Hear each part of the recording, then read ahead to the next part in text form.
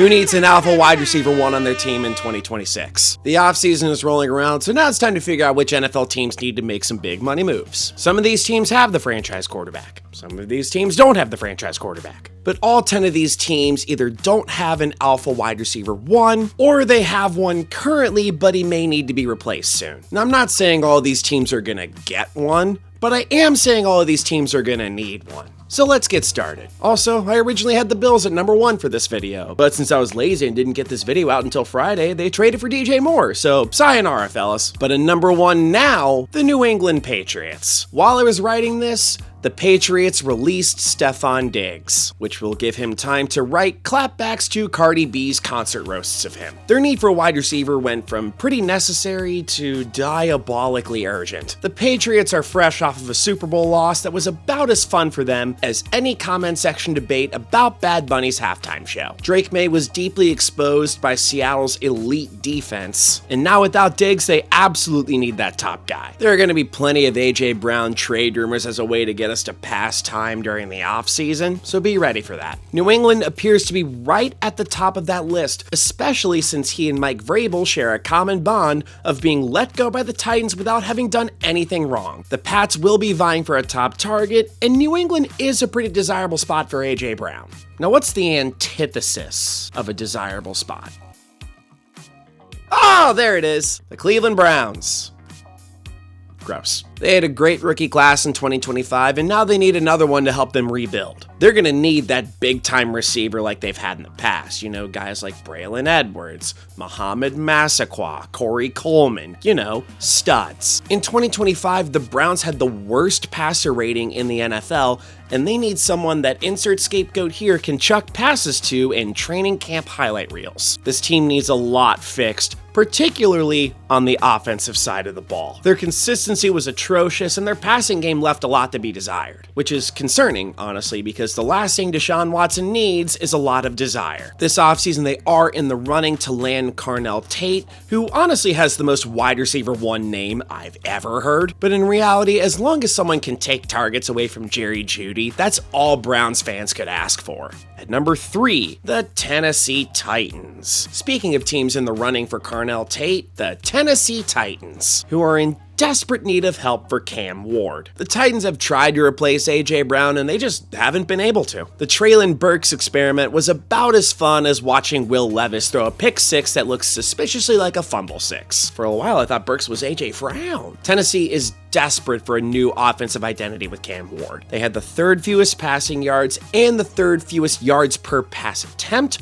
the 4th lowest QB rating, the 3rd lowest completion percentage, but, to Cam Ward's credit, only 8 picks all year. Cam Ward has all the potential in the world, but he has next to nobody to help him out. Putting aside the 2 good games that Tony Pollard is destined to have next year, things need to be improved around Cam Ward. Get that alpha. At number 4, the Green Bay Packers. This is a complicated offseason for the Packers. Romeo Doubs is entering free agency, and he may not be in their future plans, meaning he may have to use the hot air balloon on his head to travel to his new team. They have a bunch of players who could be a wide receiver one, but none of them have really established themselves as the true alpha. Christian Watson is the team's de facto wide receiver one until he forgets how to have a functioning pelvis. Jaden Reed is average. Matthew Golden has elite speed, even though he can only succeed if his route tree is a stick. And Dontavian Wicks is, well, his name's long. Tucker Kraft is coming off of a major injury and is expected to return by training camp. But the Packers haven't had a true alpha wide receiver one since Davante Adams. The Packers certainly could use an alpha for Jordan Love, but they also have a lot of major needs elsewhere, so they may not be able to get one this offseason. Number 5, the Denver Broncos. Courtland Sutton feels like wide receiver one purgatory. He is good, but in what universe is he a guy that puts your offense over the top? Especially since I believe he's about to enter his 9th season in the NFL. My guy isn't getting any younger. The Broncos kind of have a Green Bay Packers problem. A lot of middling wide receiver twos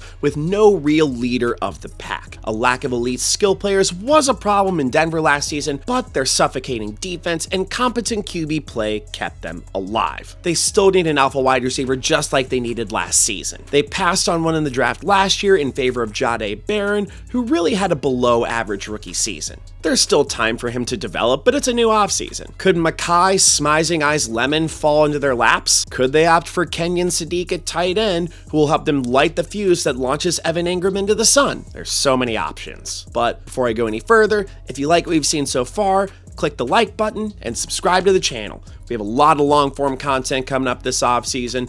A lot of you guys have been really subscribing. I really appreciate all you guys. Let's keep this thing going. I did just get a proof of monetization last week, so thank you guys so much for that. But for now, back to the video. At number 6, the Las Vegas Raiders. The Raiders have a wide receiver problem, and they kind of always have. They have a bunch of guys who are really fast, like they always do. That said, as of now, they don't really have an elite, true, top-tier alpha wide receiver. They're gonna get Fernando Mendoza in this draft. That's absolutely set in stone, especially since they just released Geno Smith today. But what wide receiver is he gonna throw to? Trey Tucker? Jack Besh? Dante Thornton? Puke? Black? And, well, at least he's fast. For a team that ranked near the bottom in nearly every statistical passing category except curse words yelled at their quarterback, they need a complete overhaul. They have elite pieces in running back Ashton Genty and tight end Brock Rogaine, but the offensive line is in shambles and their receivers aren't world beaters. Though the Raiders have already made the first step by pretty much cementing Fernando Mendoza, they need the go-to guy for him to throw to. His 40 time doesn't matter like you think it does. Anyone can look at a piece of paper and be like, oh, he's the fastest? Get him! Can he catch? Who cares? At least he's fast. At number 7, this might be my most controversial entry, the Washington Commanders. Can Jaden Daniels have a bounce back year? He could if they help him get a new target. Deebo Samuel is set to hit free agency, and Terry McLaurin is not getting any younger. The Commanders have all of the needs on defense. They need a new yes, absolutely.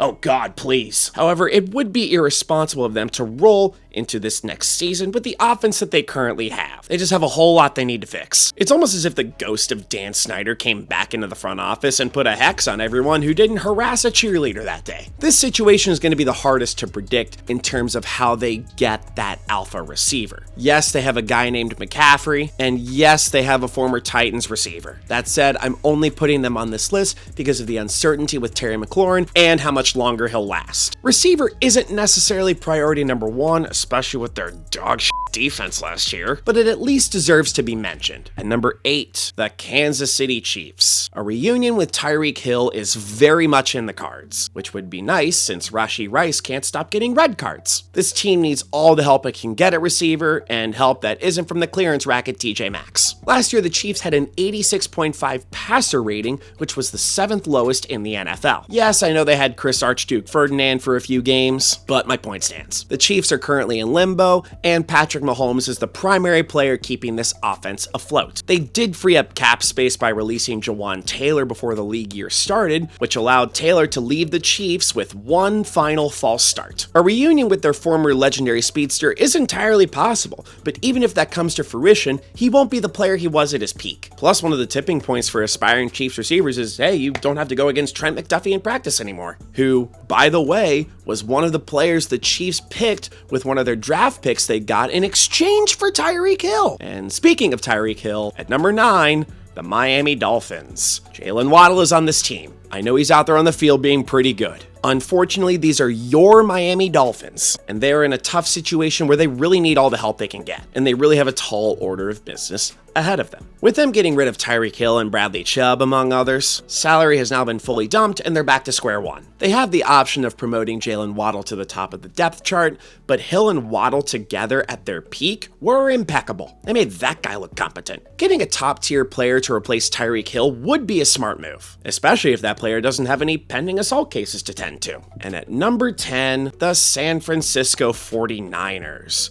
Good God, does this team need help in terms of pass catchers. Brandon Ayuk has burned his bridge in San Francisco, and burning that bridge is no joke. Juwan Jennings may be headed out as well, leaving Ricky Pearsall and George Kittle to their IR stints to be had later. Brock Purdy absolutely needs help in the passing game, especially with each of his offensive skill players being a ticking time bomb for totally different reasons. Whether it be injuries, a casual stroll past Levi's Stadium, or even surviving a robbery attempt, and we're glad he did. This offense isn't in as good of a place as it could be. Having a consistent, steady, reliable first read for Brock Purdy would be good for him as he enters his 5th year in the league, especially a top target who is immune to electrical facilities. And that'll do it for this video. Tell me what I got wrong in the comments. Should I have included the Eagles with their uncertainty with AJ Brown? Should I have included the Colts even though their defense consists solely of members of the Rivers family? Did my pathetic stat about the New England Patriots not reflect a weakness of the team? And I'm saying that guy was right. Either way, if you haven't already, give this video a like and subscribe to the channel for the sexiest sports content on the internet. But for now, stay tuned for more sports content that you didn't ask for.